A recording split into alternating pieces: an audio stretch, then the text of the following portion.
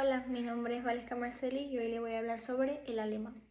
Primero tenemos que el alemán viene de la familia de las lenguas indoeuropeas, en la cual también se encuentran la mayoría de lenguas que se hablan actualmente.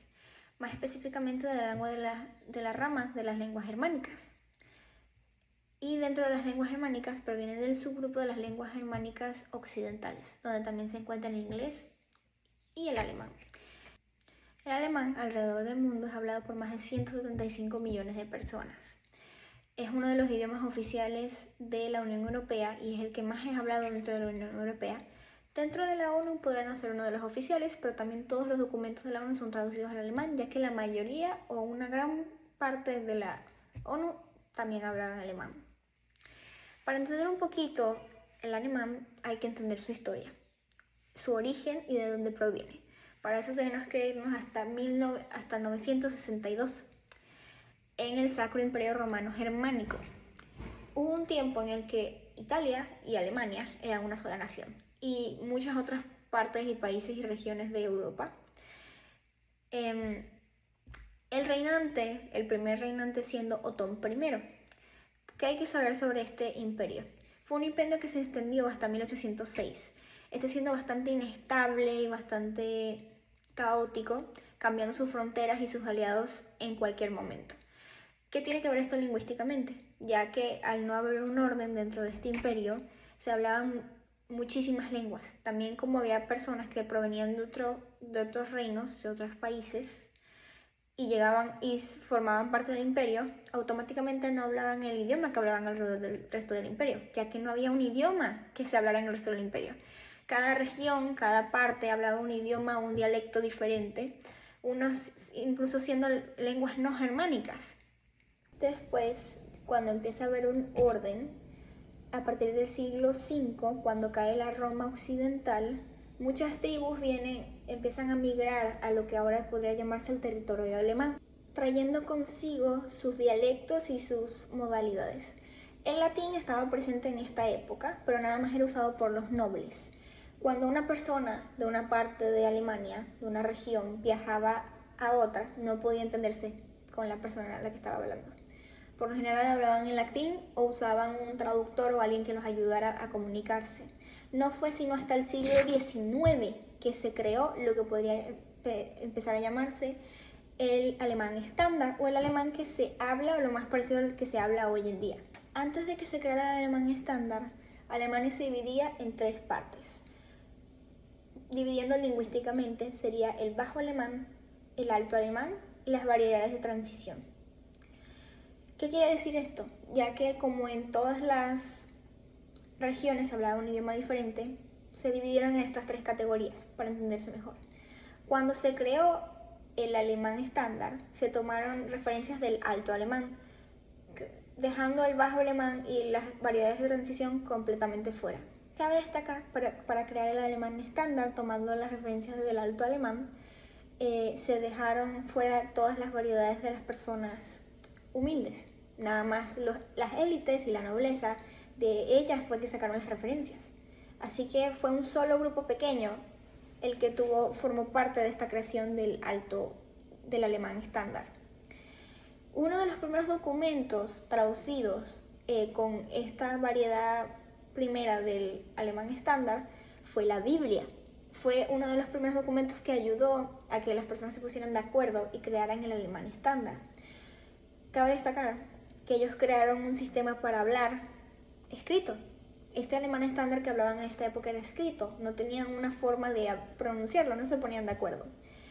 Todavía no podían comunicarse por completo bien una persona está de un lado y de otra, ya que no había una pronunciación correcta para ninguna palabra, así que muchas veces no se entendía. No fue sino hasta el siglo XIX donde empezó a propagarse un poco más lo que se llamaría el alemán estándar, gracias a los principios de la educación para todo el mundo y el boom del teatro.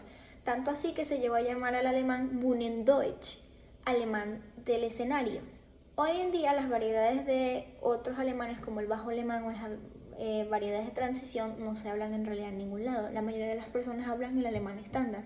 Todavía hay dialectos y variedades, más que todo se hablan en Suiza, países que no son completamente pegados a Alemania. No todo el mundo empezó a hablar el alemán estándar, sino hasta el siglo XIX-XX, con el boom de la radio, la televisión, el teatro y los medios de comunicación, la educación y la alfabetización, ya que al no tener acceso a estas lenguas, a esta educación, ¿cómo la gente iba a empezar a hablar un alemán estándar? Simplemente hablaban lo que se hablaba en su pueblo, lo que se hablaba en su casa. Hoy en día el alemán es un pluricentro en 3 países, siendo Alemania, Austria y Suiza. Son los países principales que hablan alemán. Luego tenemos Tirol del Sur, Polonia, Luxemburgo, Liechtenstein y la comunidad germanófona de Bélgica. En estos países se habla debido a la migración o debido a que llegaron a formar parte del Sacro Imperio Germánico. También están ligados que después de las guerras, para hacer tratados de paz, un territorio pasaba de ser de Alemania o dejaba de ser de Alemania.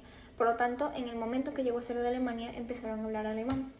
Por eso es que, por ejemplo, en partes como Tirol del Sur o Polonia o la comunidad germanófona de Bélgica, se habla alemán. Países que no son directamente relacionados con Alemania, como decir Italia, pero porque formaron parte del Sacro Imperio Germánico o porque fueron dominio de Alemania en algún momento después o antes de la Primera Guerra o la Segunda, se hablan alemán. El alemán también es un idioma diplomático, es hablado por gran parte de la diplomacia y, como dije anteriormente, es uno de los idiomas que se hablan en su mayoría en la ONU. Por lo tanto, por hacer relaciones diplomáticas y tratados importantes también se utiliza el alemán. El alemán, como curiosidad, tiene 3 géneros, no solamente son 2 como en el español, que está el femenino y el masculino. Tiene un género neutro que nace naturalmente en el idioma, no necesariamente se creó para referirse a las personas no binarias o neutras, simplemente viene del idioma en sí.